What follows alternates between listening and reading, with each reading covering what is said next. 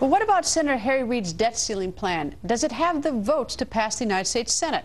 We spoke with Alabama Senator Jeff Sessions, ranking member on the Senate Budget Committee. Senator, nice to see you, sir. Thank you. All right, so where are we? What do you think about the Reid bill? Well, we're at the 11th hour. The Reid bill is not adequate.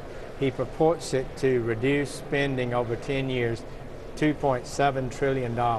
We've done a fair and honest evaluation of it. It reduces spending about $1 trillion over 10 years. So he's asking for, in the one-to-one idea of increasing the debt limit, the amount of spending that's reduced as an interim measure. That would only take us a few months, maybe to the first of next year, if his bill were to pass and was honestly scored. All right, well, explain to me sort of in general how the Capitol Hill works. When you talk about cutting something, are you cutting like real dollars that are appropriated for projects that you're going to pay for now, or are you talking about something way off in the future that's rather fanciful?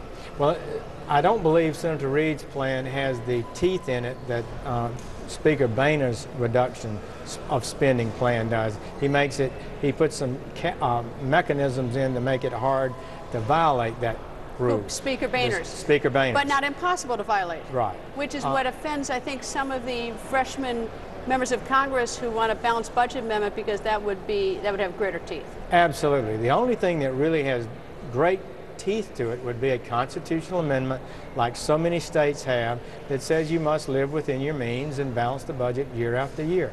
So that clearly is the thing that would help solve in a permanent way the problem that we've continually had of Congress unwilling to live within the income level that it has.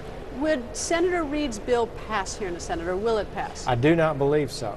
I do not believe that it can pass the Senate because it is an exaggeration of how much it's reducing spending. It's asking for far too long and too big an increase in the debt ceiling. See, Congress sets how much money this country can borrow. They would want the largest increase in borrowing ever. But he's got a Democratic majority here in the Senate. Well, he's got to have 60 votes, I think, to pass that. Any way they write it would be subject to a 60-vote margin, and he doesn't have the 60 votes, in my opinion. They're not 60 Democrats. They're not, so that's one thing. Right. All right. So if Speaker Boehner can't get his bill passed because he's got to get 217, and he's got a number of Republican members of Congress, first-year freshmen, who say who may not vote for it. If that doesn't pass there, if the bill here in the Senate doesn't pass, Senator Harry Reid's, now what? Well, it's a good question. We're at the 11th hour. We should not have been at the 11th hour. I've warned about that all year.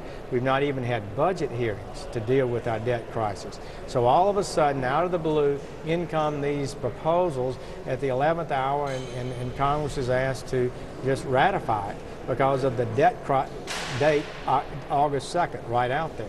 This is not the way to do the people's business. So now what? I mean if this happens, realistically, there must be other plans? Well, the answer is I don't know. I don't know what would happen if both those plans are voted down in both houses. But I think they would have to be more realistic and come forward with a better plan, and quickly, because we do not need to not raise the debt ceiling, at least for a temporary basis. Have you heard at all had any conversations? I realize he's in the other party, but Senate Majority Leader Harry Reid, has he said anything to the Republican leadership here in the Senate? Yes, they are talking. There's no doubt about that. Senator Reid and Senator McConnell do talk on a regular basis. It appeared that Sunday night they had an agreement. So what happened? They went to the White House and the president said no. Why? Well, apparently he didn't want to have this debt limit increase for a reasonable amount. He wanted a big amount that would take him past the next election. But I don't see as anything wrong if we can't achieve a a significant reduction in our debt path, that we come back at it soon. The experts tell us we need to reduce spending by $4 trillion at a minimum over 10 years.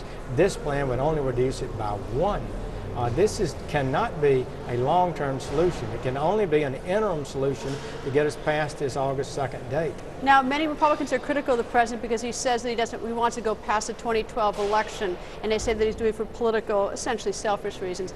On the other hand, the president says he wants to stabilize the markets, give some certainty to the business community, and so that we're not constantly wrangling over this. How do we know which is which? Well, if he wants to do a long-term plan and not have to come back at it, then he's got to talk in terms of $4 trillion reduction in spending. He's leaked and said, I've got $3 trillion. Well, let's see your $3 trillion. Does he have a plan at all? Well, Reid said he had a $3 trillion, so we examined it carefully. It's only one. So the president doesn't have a $3 trillion plan. Not a real plan that would score is $3 trillion. If he did, he will produce it. I invite him to produce it. The president said his budget calls on us to live within our means. It was the most irresponsible budget in the history of this country. It just cannot. So we've got to see real numbers, not just words, speeches, and press conferences. Senator, thank you, sir. Thank you.